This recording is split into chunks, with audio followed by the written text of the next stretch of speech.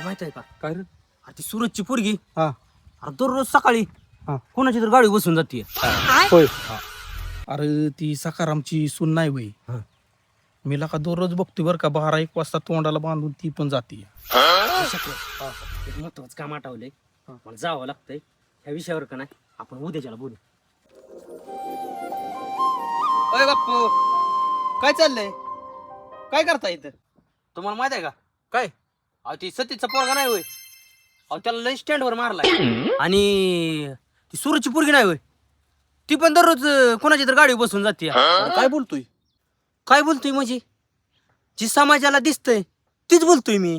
अरे एखाद्या गरीब घरातली चूल त्याच्या परिस्थितीमुळं पेटत नाही ही समाजाला कवा दिसत नाही. एखादा मुलगा आपल्या बापाच्या औषधाची व्यवस्था करू शकत नाही ही समाजाला का कधी दिसत नाही.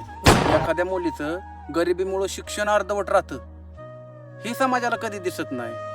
अरे नाऱ्या आपल्याला एखाद्याच्या वेदनेपेक्षा त्याची बातमी करायला जास्त आवड. आपण जर कोणाच्या उपयोगी येत नसेल तर कोणाच्या कथाही आपण रचायच्या नसत्या.